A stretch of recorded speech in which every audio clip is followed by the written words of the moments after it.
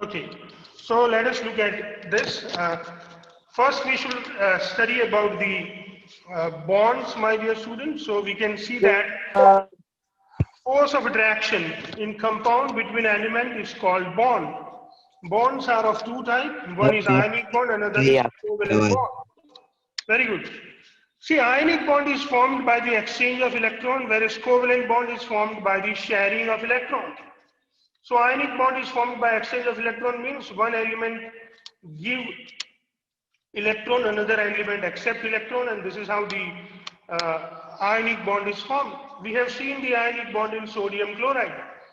Same way in covalent bond, the elements share their electron to complete their octet or to become like inert gas and to become stable. They share their electron. You can see that in case of the carbon and hydrogen, they form methane. So carbon has 4 electron, hydrogen has 1 electron. So 4 different hydrogen. You can see here that hydrogen comes with the green electron and carbon comes with the red electron, and each carbon share its 4 electron with the 4 different hydrogen, and this is how the covalent bond is formed. Please remember, my dear students, that 2 electron represents 1 bond. So whenever you represent the bond, actually this bond represents the pair of electron. This pair of electron is also known as the shared bond pair or the shared bond pair of electron. And for 2 electron, we can make 1 bond. So to make 2 bond, we need 4 electron. To make 3 bond, we need 6 electron. By sharing electron, carbon is like neon and hydrogen become like helium. So they become like inert gases and they become stable. And this is how they bond formed by sharing of electron is known as the covalent bond. So this is how we can understand about the covalent bond. Dear students, today we are going to study about the properties of ionic compound. So we have studied the ionic compound. Now we are going to study an activity regarding the properties of ionic compound. Let us study the activity theory and then we may see the activity. So the aim is to study the properties of ionic compound. Here we are going to study the various properties of ionic compound. What are the requirements? What things do we need? We need barium chloride, we need potassium iodide, we need sodium chloride, we need water, we need flame, uh, uh, we need battery, we need bulb, we need switch, we need beaker, we need graphite rod, we need spatula, we need burner, we need test tube, we need test tube holder, everything we should arrange. Now what is seen into the figure, that we have a burner. On this burner we take a spatula. On spatula we have a salt, and that salt burns on the burner. When the salt burns on the burner, we get to know about the color change. We even take a beaker in which we feed the salt solution, then we dip the graphite rod, and then we allow the battery or the circuit to be connected. In circuit, we have battery, bulb, and switch. If the electricity passes, the bulb on. If the electricity does not pass, the bulb does not on. So this is how we can understand. Now let us look at the method. Take samples of sodium chloride, potassium iodide, barium chloride.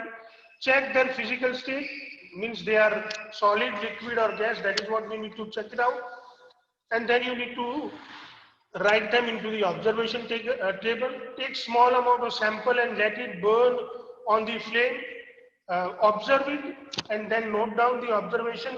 Whatever the color you see, that you need to note down, my dear students. Then do the same for the other sample. You need to check all the other sample for their color that can be given into the flame. Do this and write the observation into the observation table. Add these samples in the water. See if the sample dissolves in water or not. Note your observation, then make a solution of sample and arrange the circuit shown into the figure and let electricity pass through and observe and note down your observation. Same way, my dear students, dissolve the samples into the petrol or kerosene and then observe and note down your observations in the observation table. So this is how, my dear students, we need to do an activity. In this activity, my dear students, we are going to study about the properties of the various compounds. You know, when we study the properties of the various compounds, especially we want to study about the properties of the ionic compound. We can understand it by doing an activity. So this is how we should do an activity. Now, my dear students, I am going to show you something. What can you see on your screen? आपको screen पे क्या दिख रहा है? Dear students, hello dear students, dear students. Sir आवाज cut रही है। हाँ, आवाज कट रही है, पर स्क्रीन पे क्या दिख रहा है बेटा? What can you see on screen? Screen पे कोई वीडियो दिख रहा है?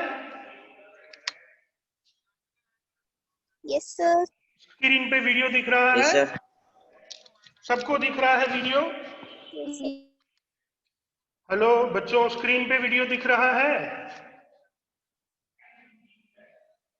बच्चों, स्क्रीन पे वीडियो दिख रहा है? Dear students, are you able to? Yes, sir. Thank you for replying. So this is the video for. Yes, sir.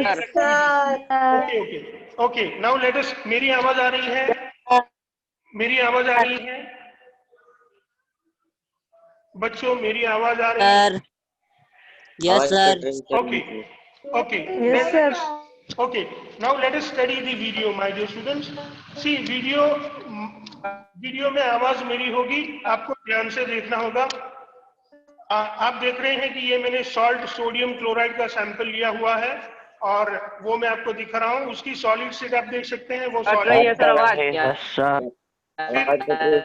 फिर मैंने ये देखिए, पोटेशियम आवाज कट रही है। आवाज कट रही है। हाँ बेटा, देखिए अगर आवाज कट भी रही है तो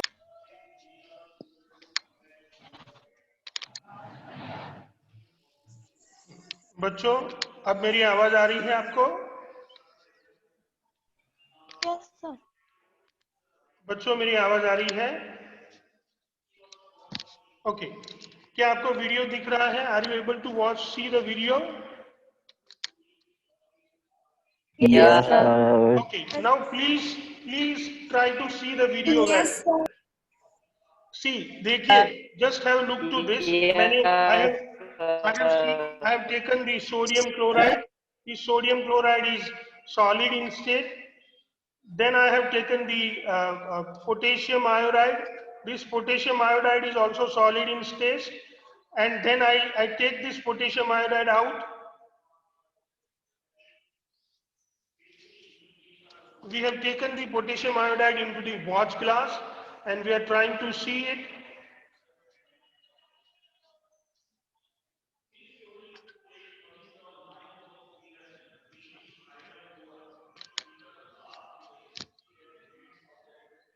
We want to see the video about the activity, so we just need to. Now I have taken, see the barium chloride, which is an extra from pure barium chloride. The barium chloride is having the formula BaCl2 into 2H2O. You can see the barium chloride on the screen.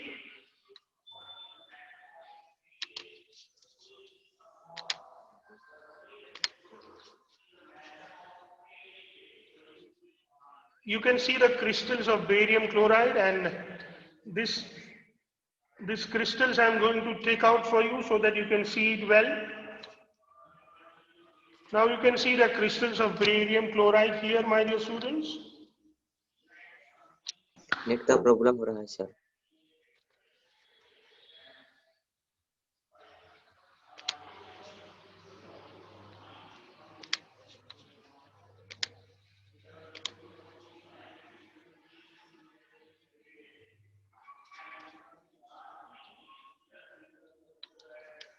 Then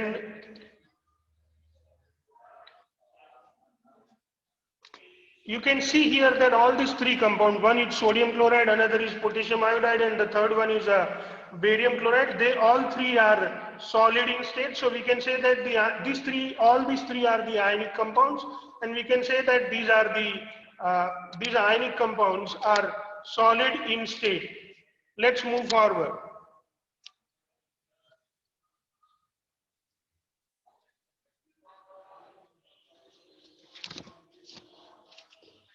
Now we are going to study if the compounds are brittle or not. Means what happens if we apply pressure on them? You can see that I have taken some of the barium chloride out, and then I'm going to apply the pressure on the barium chloride with this spatula, and let us see what happens. See, I have been applying the pressure with the help of the spatula on the crystals of barium chloride. You can see that the crystals of barium chloride are being broken. They are turned into smaller and smaller pieces when I apply the pressure on this barium chloride. You can see that I have been applying more and more pressure. See, more and more pressure is being applied, and thus we can see that the the crystals of barium chloride are turned into even smaller and smaller pieces.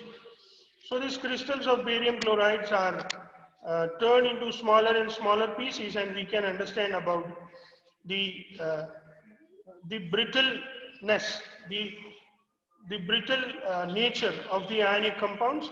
So we can say that ionic compounds are brittle in nature, and these ionic compounds, as they are brittle in nature, when we apply force from outside, these compounds turn into smaller pieces. And this is how we can understand the, you can understand that the crystal was, see, the crystal was very crystalline, but when we apply the force on it, it was brittle and turned into smaller pieces. So you can see that the smaller pieces of our barium chloride, and then you can see the crystals of barium chloride that have been observed, and this is how you can understand the difference between the crystal as well as the powder of the barium chloride.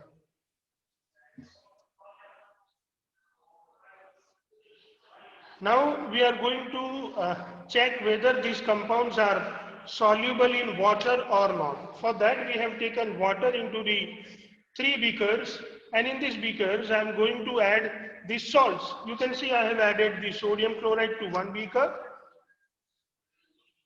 potassium iodide to the another beaker, and then I'm going to add the barium chloride. I'm going to add the barium chloride into the 3rd beaker. These beakers contain water in them, so we are going to check their solubility in water. We just want to know whether these elements, or these compounds are soluble in water or not. You can see that barium chloride has dissolved well into the water. So we can say that ionic compounds are water soluble. You can even see that our potassium iodide is dissolving into the water slowly, and slowly if we allow it to move into the water, you can see that this, you can see now the sodium chloride. You are well aware that sodium chloride, that is your namak, your salt which you use into your foods, it is very much soluble in water, and this is how we can understand the solubility of ionic compounds into the water. These ionic compounds are water soluble generally, and most of the ionic compounds, they dissolve in water easily. And this is how, my dear students, we come to know about the solubility of ionic compounds into the water. So now we can conclude that ionic compounds are water soluble. Now we want to check the other, so you can see, my dear students, that I have here kerosene in this beaker.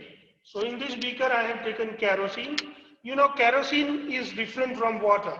Kerosene does not dissolve in water, but kerosene is different from water. So how kerosene is different from water? So let us try to understand the difference. Kerosene is a non-polar solvent, whereas water is a polar solvent. So kerosene is a non-polar, water is a polar. The ionic compounds dissolves into the polar water. Now let us see whether these ionic compounds dissolves into the non-polar kerosene or not. Let us check it out. So now I am going to take kerosene into the various test tubes. You can see here, my dear students. So see, I have 3 test tubes. I'm going to check the solubility into the kerosene. So I have arranged these test tubes into the test tube stand. Sir आपकी आवाज नहीं आ रही है. Now I'm going to add the uh, now I'm going to add this kerosene into the test tubes. You can see that I'm going to add the kerosene into the test tubes, or I have already added the kerosene into the test tube. You can see at the bottom we have a kerosene inside these test tubes.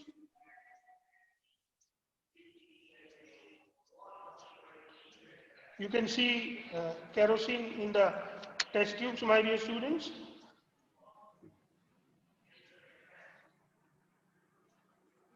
Now we are going to add the substances into the ionic substances into the kerosene, so that we can check whether they are soluble in kerosene or not.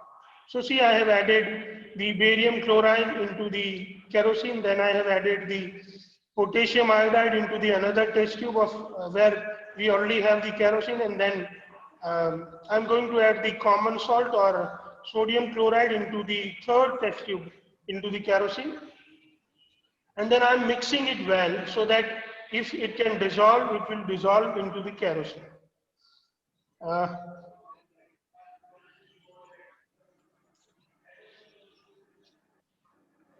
Let us see what happens, whether they dissolve into the kerosene or not. You can see that when we check their solubility, see, I have been mixing it well, and now we are going to see whether they dissolve into. You can see that the salt is lying at the bottom, and the compound does not dissolve into the kerosene.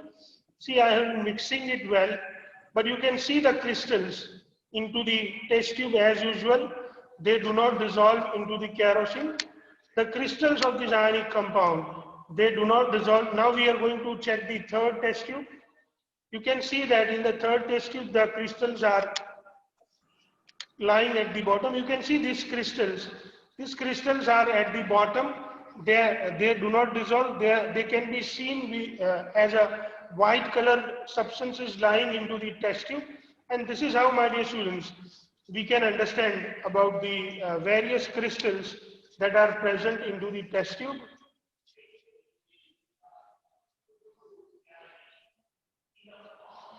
So we can conclude that, my dear students, that these substances which are ionic in nature, they do not dissolve into the kerosene at all, but they are soluble in water.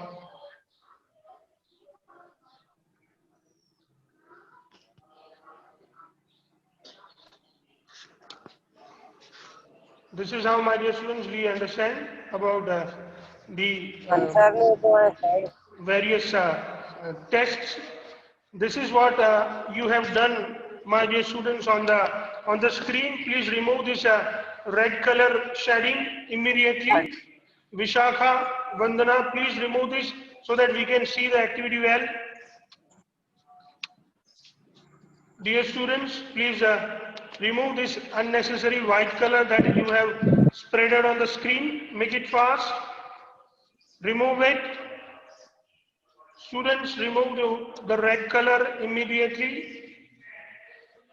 It is necessary that you remove this red color, students.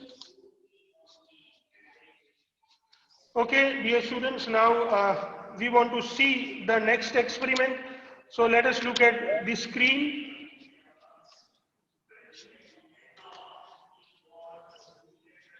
You know, now I have switched on the now I have switched it on. I have switched on the flame for you, my dear students, so that we can see the flame well. So you can see, my dear students, that we have you can see this flame. Flame that I have shown you. You can see the flame, my dear students. I have switched the flame on for you, dear students. Shakha, remove the red mark that you have done. Dear students, please remove this red mark. Okay. Now we want to see the flame test, my dear students. So to observe the flame test, I have started, or I'm trying to start the flame for you.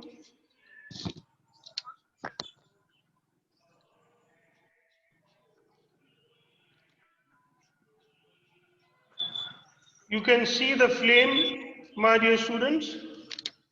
You can see that there is a flame on the burner, and with this flame now we are going to study the flame test for the other compounds. You can see that I'm adding the substance.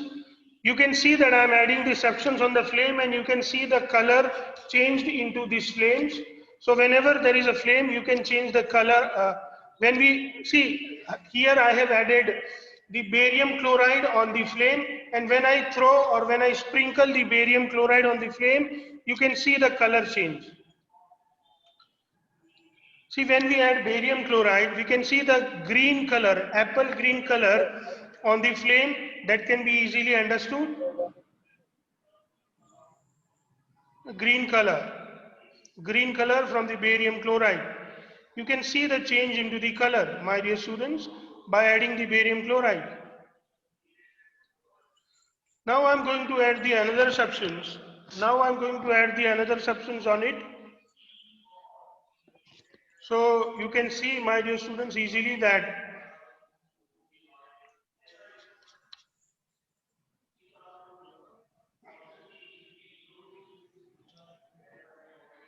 see again the green color for the barium. Now we are going to add the another substance, my dear students. The another substance is your potassium iodide. Now see the color change for the potassium iodide. You can see that the violet color is being formed. This is the color that has been formed for the potassium iodide. See, you can see the violet color for the potassium iodide. And after the potassium iodide, we are going to check it out for